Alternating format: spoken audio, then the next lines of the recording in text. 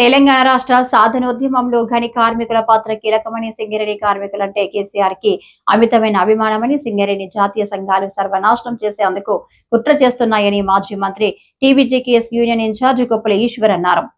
గోదావరిఖని పట్టణంలోని రాజ్యలక్ష్మి గార్డెన్ లో కొప్పుల ఈశ్వర్కి ఆత్మీయ సన్మాన కార్యక్రమం నిర్వహించారు. ఈ సందర్భంగా మాజీ ఎమ్మెల్యే కోరికటి చందర్, మాజీ మంత్రి కొప్పుల ఈశ్వర్ మాట్లాడారు. ఈ కార్యక్రమంలో మాజీ శాసనసభ్యులు నడిపెల్లి దివాకర్ రావు, టీబీజీకేఎస్ నాయకులు మాదాస్ రామ్మూర్తి, రమణారావు, పేటిస్వామి, కౌశిక హరి, నూనె కొమరయ్య, సురేందర్ రెడ్డి, పర్లపల్లి రవి, ఆయిలే శ్రీనివాస్, వడ్డేపల్లి శంకర్, వెంకటేష్, పేట రాజేష్, జేవి రాజు, బాదే అంజలి తదితరులు పాల్గొన్నారు.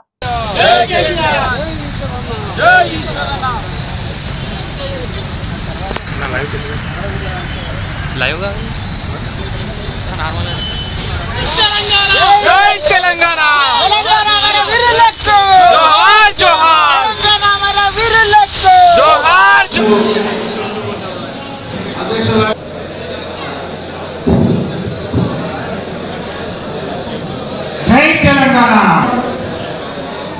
ఈరోజు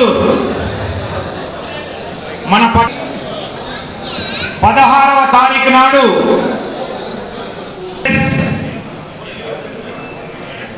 కార్మికుడిగా, కేబినెట్ మంత్రిగా తెలంగాణ ఉద్యమంలో ఈ ప్రాంతంలో కీలక భూమిగా పోషించి ఈ ప్రాంతంలో ఉన్నటువంటి కార్మికుల కష్టాలు, సింగరేణి కార్మికుల బాధలు, వాళ్ళ కుటుంబాలలో జీవితాలు, ఈ ప్రాంతంలో ఉన్నటువంటి అన్ని విషయాల పట్ల అవగాహన ఉన్నటువంటి కొప్పుల ఈశ్వరను తెలంగాణ బొగ్గుగని కార్మిక సంఘానికి టిఆర్ఎస్ పార్టీ అనుబంధంగా సాగుతున్నటువంటి కార్మిక సంఘానికి ఇన్ఛార్జిగా నియమించినటువంటి గౌరవనీయులు తెలంగాణ రాష్ట్ర సమితి టిఆర్ఎస్ పార్టీ వ్యవస్థాపక అధ్యక్షులు కేసీఆర్ గారికి, Telangana Rashtra Samithi TRS party working president KT Raman గారికి హృదయపూర్వకంగా చప్పట్లతో మనమందరం కూడా ఎందుకంటే ఈశ్వరులను మన బొగ్గుగని కార్మిక సంఘానికి ఇన్ఛార్జిగా నియమించినటువంటి సందర్భంలో ప్రతి బాయిలో, ప్రతి కులాయిలో ఇలా గొప్ప చర్చ జరుగుతూ ఉన్నది.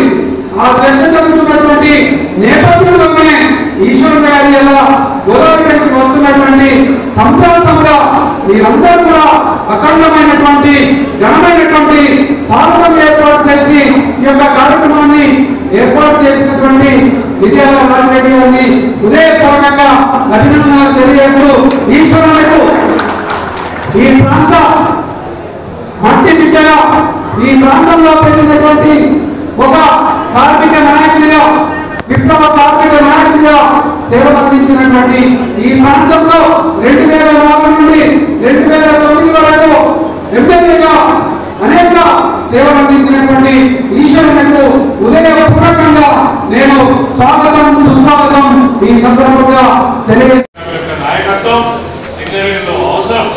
కార్మికుల హక్కులు పరిరక్షించబడాలన్న సింగరేణి సంస్థ బ్రహ్మాండంగా ఇంకా బలోపేతంగా ముందుకు పోవాలన్నా, దీన్ని నిర్వీర్యం కాకుండా ఉండాలన్నా తప్పకుండా మన నాయకత్వమే అవసరం.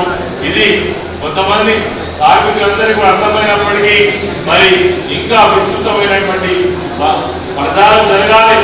వాళ్ళ యొక్క సంసిద్ధత మనం తీసుకురావాల్సినటువంటి అవసరం ఉన్నది. అందుకోసమే ఇది మొదటి సమావేశం. చాలా విషయాలు మనం నిర్ణయం తీసుకున్నటువంటి అవకాశం ఉన్నది. డివిజన్ల వారీగా ఉన్నటువంటి నాయకులందరూ కూడా యాక్టివ్ గా ఎప్పటి నుంచి మూవ్మెంట్ చేయాల్సిన అవసరం ఉన్నది. మనకు 11 డివిజన్లలో ఆఫీసులు ఉన్నాయి. ఆఫీసులన్నీ కూడా తిరిగి మరి నిర్వహణ కొనసాగించాల్సినటువంటి బాధ్యత వైస్ ప్రెసిడెంట్స్ అందరూ కూడా తీసుకోవాల్సినటువంటి అవసరం ఉన్నది. ఇంకా ఒక విషయం ఏంటంటే, నిన్న మొన్నటి వరకు అనేక రకాల అనుమానాలు ఉండే, సంఘం ఏమవుతుందో, ఎటుపోతుందో, మరి ఒక రకమైనటువంటి మీమాంసలో ఉంటుంది. ఇవాళ ఎటువంటి అనుమానాలు లేవు.